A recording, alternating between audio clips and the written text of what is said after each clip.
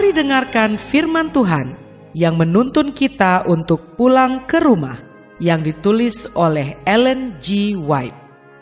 Melalui renungan pagi ini, kita akan belajar untuk berani menghadapi masa depan, karena kita tidak lupa pimpinan Tuhan di masa yang lalu. Bersama Pendeta Andre Daimbani, selamat mendengarkan. Shalom, selamat pagi saudaraku. Renungan pagi kita hari ini 12 Maret berjudul Pekerjaan Roh Kudus.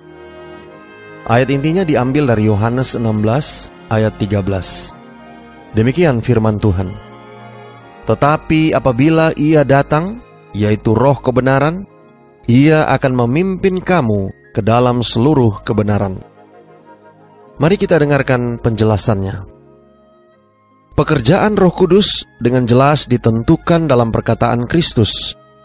Dan kalau Ia datang, Ia akan menginsafkan dunia akan dosa, kebenaran, dan penghakiman. Dicatat dalam Yohanes 16 ayat 8. Roh Kuduslah yang menghukumkan dosa. Jikalau orang berdosa menyambut pengaruh yang menghidupkan dari Roh Kudus, ia akan dibawa kepada pertobatan dan dibangkitkan kepada pentingnya menurut tuntutan ilahi. Kepada orang berdosa yang bertobat, lapar dan dahaga akan kebenaran, Roh Kudus menyatakan domba Allah yang mengangkut dosa isi dunia.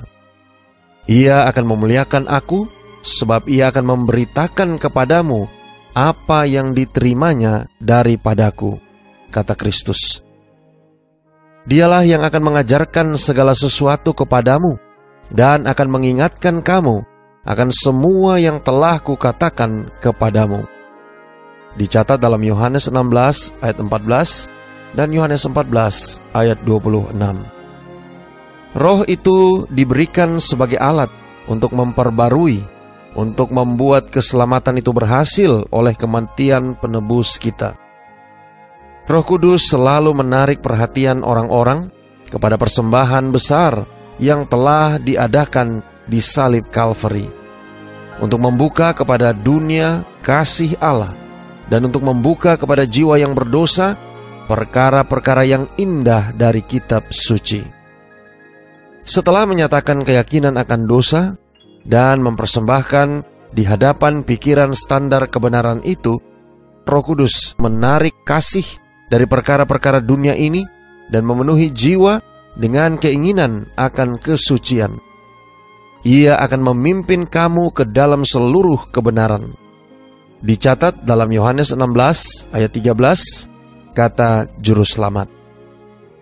Jika manusia rela untuk dibentuk, akan ada suatu penyucian untuk segala makhluk.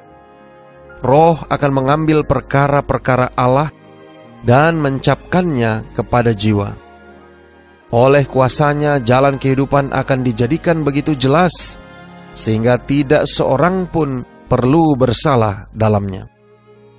Sejak permulaan, Allah telah bekerja oleh Roh Kudusnya dengan perantaraan manusia untuk pelaksanaan maksudnya untuk kepentingan bangsa yang telah jatuh. Saudara-saudara yang kekasih di dalam Tuhan, Roh dari Yang Maha Kuasa sedang bekerja dalam hati manusia, dan mereka yang menyambut pengaruhnya menjadi saksi bagi Allah dan kebenarannya. Di banyak tempat, pria dan wanita yang mengabdi terlihat sedang menyampaikan kepada orang-orang lain terang yang telah menerangi jalan keselamatan mereka melalui Kristus. Dan sementara mereka membiarkan terang mereka bercahaya, seperti yang dilakukan oleh mereka yang telah dibaptiskan dengan Roh pada hari Pentakosta, mereka mendapat kuasa Roh lebih dan lebih banyak lagi. Dengan demikian, dunia ini akan diterangi dengan kemuliaan Allah. Alfa dan Omega jilid 7, halaman 44 dan 45. Doa kita hari ini. Bapa, terima kasih. Melalui renungan pagi ini, kami boleh belajar mengenai firman-Mu, bagaimana Roh Kudus itu bekerja.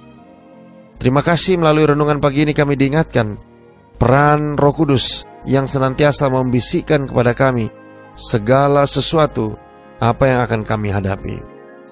Tolong kami hari ini Bapa, biarlah dengan pertolongan kuasa Roh Kudus-Mu, kami boleh peka terhadap suara dan bisikan Roh, sehingga kami tahu apa yang kami harus buat, apa yang kami harus putuskan, yaitu senantiasa untuk mengikuti jalan-jalan kebenaran yang Engkau inginkan dan yang Engkau telah tunjukkan kepada kami. Terima kasih Bapa. Inilah doa dan permohonan kami kepadamu. Di dalam nama Yesus kami berdoa. Amin.